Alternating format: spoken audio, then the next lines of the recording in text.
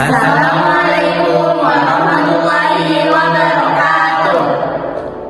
Kami adalah kelompok tanah dan keberlangsungan kehidupan dengan anggota saya Rewan Apriliansa, Saya Rida Isrianti. Saya Sania Fitriani Mansur. Saya Putri Raihan. Saya Hanifah Nubala. materi kita mencakup yang pertama ada peran tanah bagi kehidupan, yang kedua ada peran organisme tanah, yang ketiga ada proses pembentukan tanah, yang keempat komponen tanah, dan yang terakhir adalah upaya menjaga kelestarian tanah.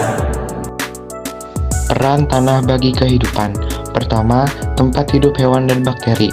Tanah adalah ekosistem yang mengandung kehidupan berbagai makhluk hidup, mulai dari mikroorganisme hingga hewan kecil seperti serangga dan cacing tanah. Mikroorganisme seperti bakteri dan jamur berperan dalam dekomposisi bahan organik, menguraikan sisa-sisa tumbuhan dan hewan menjadi unsur hara yang mengemburkan tanah, meningkatkan aerasi, dan mempercepat proses daur ulang nutrisi. Selain itu, tanah juga menjadi tempat berkembang biak bagi beberapa spesies amfibi dan serangga yang bergantung pada kelembapan tanah dan bertahan hidup. Yang kedua, sebagai penunjang kesehatan dan penyedia keperluan manusia. Tanah memiliki peran besar dalam menunjang kesehatan manusia secara langsung maupun tidak langsung. Sebagai media pertumbuhan tanaman, tanah menyediakan makanan bergizi bagi manusia melalui hasil pertanian. Kualitas tanah yang baik menentukan kandungan nutrisi dalam tanaman yang dikonsumsi manusia. Selain itu, banyak tanaman obat yang tumbuh di tanah dan digunakan dalam pengobatan tradisional maupun modern. Tanah juga menyediakan bahan baku untuk berbagai kebutuhan manusia, seperti tanah liat untuk membuat keramik, batu bata, dan semen untuk konstruksi. Selain itu, mikroorganisme dalam tanah juga berperan dalam produk antibiotik. Contohnya, Streptomyces, sejenis bakteri tanah, digunakan dalam produksi obat-obatan seperti streptomycin yang berfungsi sebagai antibiotik untuk mengobati infeksi bakteri. Penyediaan dan penyaring air. Tanah berfungsi sebagai penyimpan dan penyaring air alami. Saat hujan turun, tanah menyerap air dan menyimpannya dalam pori-pori tanah sebagai air tanah. Sebagian air ini akan digunakan oleh tanaman, sementara sisanya dapat mengalir ke sumber air bawah tanah seperti sumur dan mata air. Selain sebagai penyimpan air, tanah juga bertindak sebagai filter alami. Lapisan tanah menyaring berbagai zat berbahaya seperti logam berat dan polutan. Sebelum air mencapai lapisan yang lebih dalam, tanah juga mengurangi resiko banjir dengan menahan air hujan, memperlambat aliran ke sungai dan laut. Tanpa tanah yang sehat, ketersediaan air bersih akan terganggu, menyebabkan dampak besar bagi manusia dan ekosistem. Proses ini membantu menjaga kualitas air tanah agar tetap bersih dan layak dikonsumsi. Peran organisme tanah. Yang pertama, dekomposer. Organisme tanah seperti bakteri, jamur, dan cacing tanah berperan sebagai dekomposer yang menguraikan bahan organik, seperti sisa tumbuhan dan bangkai hewan. Proses ini mengubah materi organik menjadi humus dan unsur hara yang dapat diserap oleh tanaman. Jamur berperan utama dalam menguraikan lignin dan selulosa dari kayu dan daun yang sulit diurai. Bakteri menghasilkan enzim yang membantu memecah senyawa kompleks menjadi nutrisi sederhana.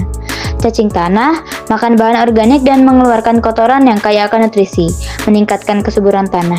Proses dekomposisi ini tidak hanya menyediakan unsur hara esensial, tetapi juga membantu menjaga keseimbangan ekosistem dengan mengurangi akumulasi bahan organik yang membusuk. Yang kedua, reaksi kimia dalam tanah. Mikroorganisme tanah juga berperan dalam reaksi kimia yang penting bagi kesuburan tanah, terutama dalam siklus nitrogen, fosfor, dan karbon. Bakteri pengikat nitrogen, Rhizobium azotobacter, mengikat nitrogen dari udara dan mengubahnya menjadi bentuk yang bisa digunakan oleh tanaman. Bakteri nitrifikasi, Nitrosomonas nitrobacter, mengubah amonia menjadi nitrat yang lebih mudah diserap akar tanaman. Bakteri pelarut fosfat, Pseudomonas bacillus, membantu melarutkan fosfat yang terikat dalam tanah sehingga tersedia bagi tanaman. Jamur Mycorrhiza bersimbiosis dengan akar tanaman untuk meningkatkan penyerapan fosfor dan mineral lainnya. Interaksi ini sangat penting dalam menjaga keseimbangan nutrisi tanah agar tetap subur dan produktif bagi pertumbuhan tanaman. Peran organisme tanah. Nomor 3, pengurai polutan dalam tanah. Beberapa mikroorganisme memiliki kemampuan untuk mengurai atau menetralisir zat beracun dan polutan dalam tanah, seperti pestisida, minyak bumi, dan logam berat. Bakteri pemakan minyak atau Pseudomonas putida menguraikan hidrokarbon minyak bumi, membantu remediasi tanah yang tercemar. Bakteri pengurai pestisida mengubah senyawa kimia berbahaya menjadi bentuk yang lebih aman bagi lingkungan. Jamur reduksi logam berat membantu menetralisir logam berat seperti kadmium dan timbal yang dapat mencemari tanah. Proses ini disebut bioremediasi, di mana mikroorganisme digunakan untuk membersihkan tanah dari polutan secara alami tanpa merusak ekosistem. Nomor 4, pengatur kegemburan dan struktur tanah. Organisme tanah, terutama cacing tanah dan mikroba, berperan dalam menjaga kegemburan dan struktur tanah yang sehat. Cacing tanah menggali tanah, mencampur lapisan tanah, dan meningkatkan ketersediaan oksigen serta air dalam tanah. Bakteri dan jamur menghasilkan zat perekat yang membantu membentuk agregat tanah, menjadikannya lebih gembur. Actinomycetes membantu pembentukan humus yang berperan dalam meningkatkan kapasitas tanah menyimpan air dan nutrisi. Tanah yang gembur memungkinkan akar tanaman tumbuh dengan lebih baik, mempercepat penyerapan nutrisi, serta mencegah erosi dan pemadatan tanah yang dapat merusak struktur tanah. Selanjutnya nomor 5, tapi di sini ada kesalahan nulis. Lapisan yang mengalami pencucian, eluviat, kehilangan mineral seperti lempung, besi, dan aluminium, terbentuk karena air hujan yang membawa mineral ke bawah. 4. Horizon B, subsoil, tanah bawah. Lapisan akumulasi mineral yang tercuci dari atas biasanya kaya akan lempung, besi, dan aluminium. 5. Horizon C, regolith. Lapisan yang masih berupa batuan lapuk, transisi sebelum menjadi tanah sejati, terbentuk dari pelapukan batuan induk. 6. Horizon R, batuan induk. Lapisan paling bawah yang masih berupa batuan padat, merupakan sumber utama mineral bagi lapisan di atasnya. Setiap lapisan terbentuk dalam waktu lama melalui proses pelapukan fisik, kimia, dan biologis. Jawaban dan soal kelompok 6. Soal pertama, jelaskan lapisan yang ada di dalam tanah.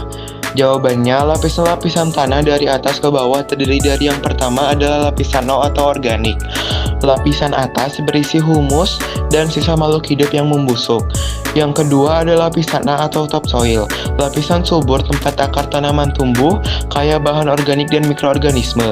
Yang ketiga adalah lapisan B atau subsoil. Lapisan akumulasi mineral dari atas lebih padat dan kurang subur.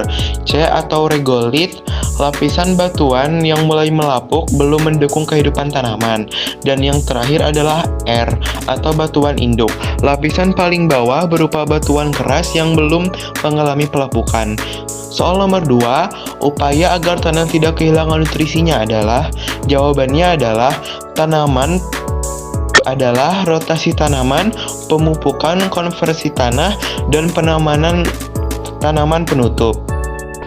Yang nomor 3, akibat utama erosi tanah adalah, jawabannya hilangnya lapisan subur dan menurunnya kesuburan tanah.